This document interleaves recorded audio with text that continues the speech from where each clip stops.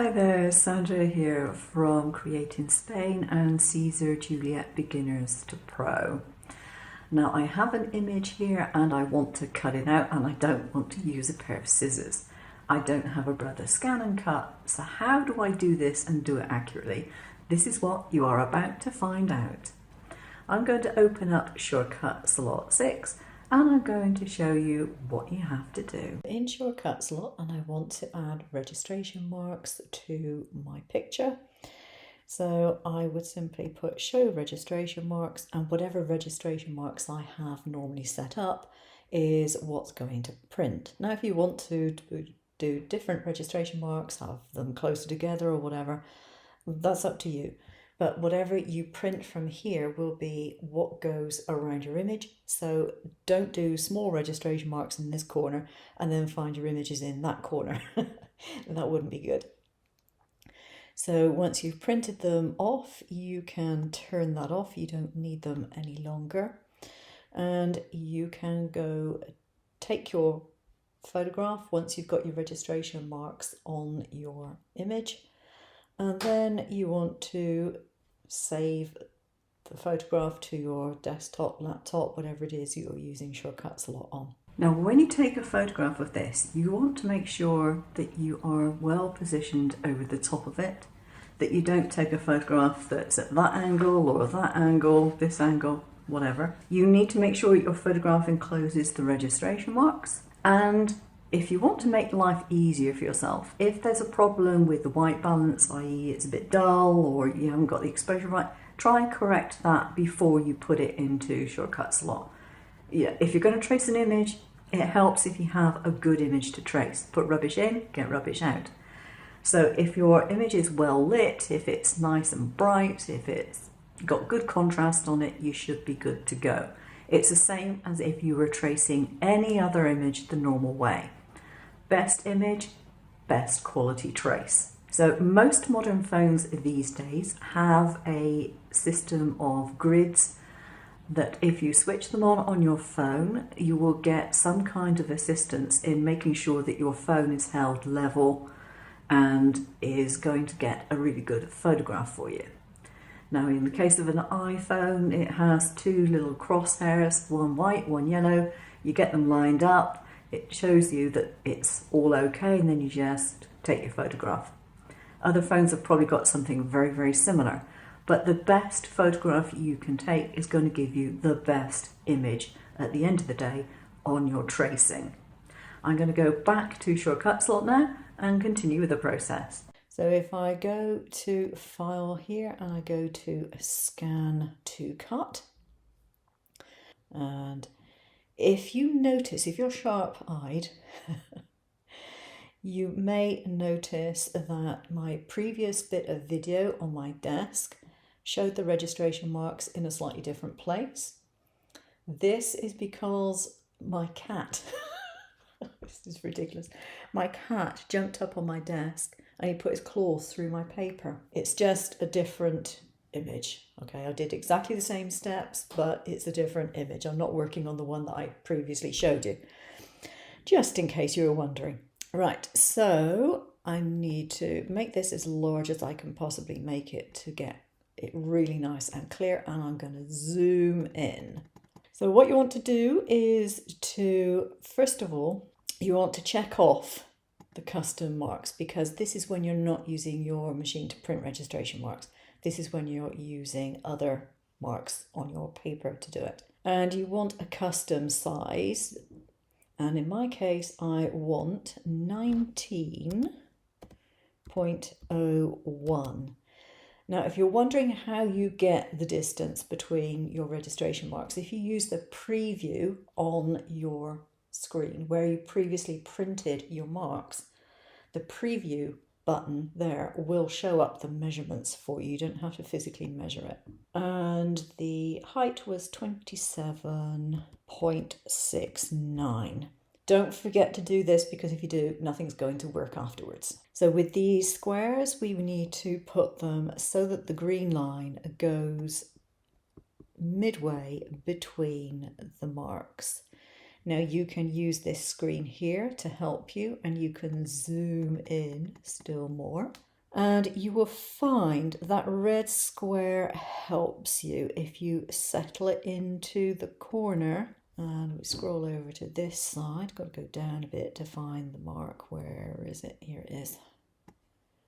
That is the only snag to zooming in to such a large degree. If you put that in the outer corner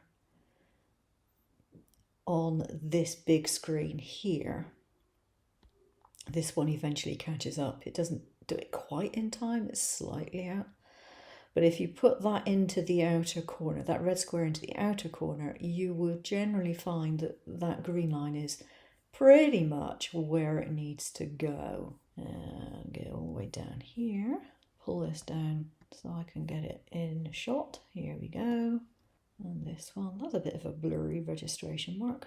That looks about right. If you need to finesse it, use your shift key for smaller movement. Let's pull this one down. And there we go. Fraction higher? No, fraction lower. That's pretty much it. Now, as I said, you can check these. You can go over them again to make sure they're where you want them to be. But you want this green line in the center of your registration mark like that. And if you're going to do, that was a bit off. If you're going to do a very finicky cut and actually not use an offset, then you need to be extremely accurate with this, okay? If you're using an offset, you can get away with a slight difference. I think that is pretty much it. Okay, so when you've got this done, I'm going to put my zoom back down because it's a bit difficult looking at all that. Okay, so you've got all your green line in a box around your image lined up with your registration marks. So you click on OK. And this brings it into the main work screen. Don't move it. Keep it where it is. Don't move it. Okay. Now when you go to do your cutting, you will put your blade, as you would normally for the Caesar, Juliet or Romeo, down in the bottom left corner on the inside of the registration mark. Nothing has changed there. Okay. But we don't have any cut lines yet, so we do have to trace it.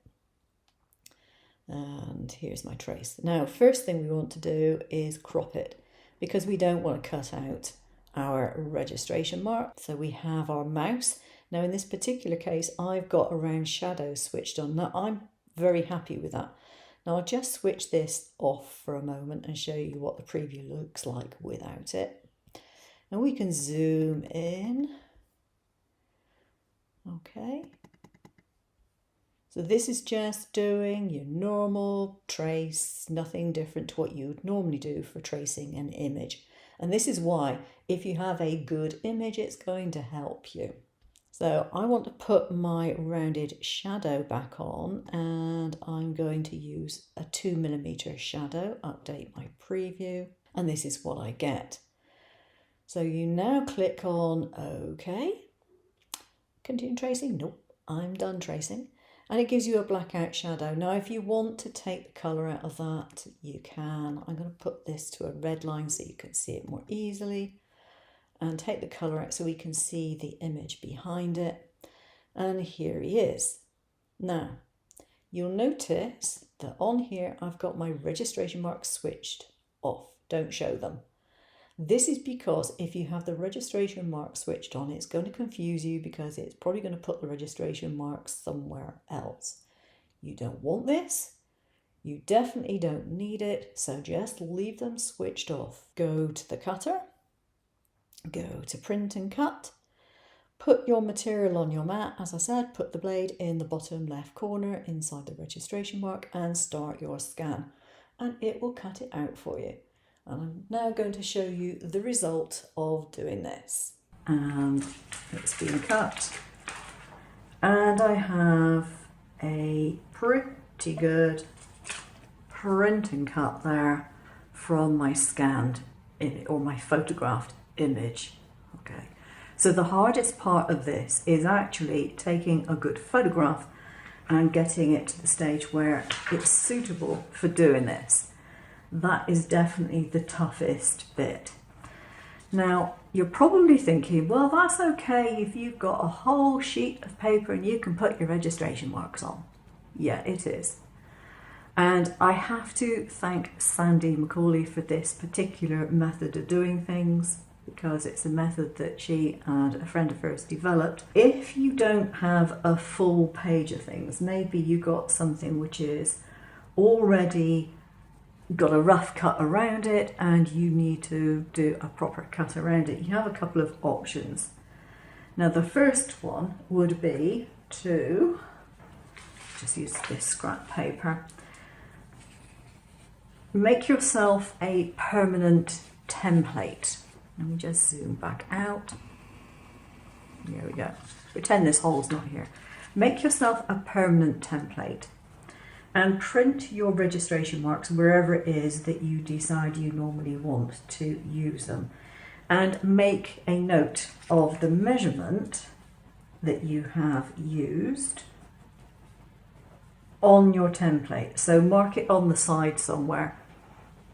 The other thing that you want to do then is to cut a hole out of this on your machine so that you basically have a frame. And then what you do when you've got your odd little pieces that you want to cut around, you take your mat, you put your frame on it, stick it down if necessary with some extra pieces of tape, and this is no longer here. You put your peculiar shaped image, whatever it is, rough edges, the lot, in the center of that, and then you take the photograph while it is still on your mat. You do not remove it from the mat. And then you follow exactly the same procedure as I showed you previously. So that is one method of how to do it. So if you want to do the frame method, that's it. That's all you have to do. But you have to remember to keep a frame, make sure you know what measurements it is, and make sure it won't move on your mat. So that's it for this method. There is another method where you can put drawn marks around your image. I'll do a separate video for that one because having it in a single video would just make it way too long. I'll see you again soon. Take care now.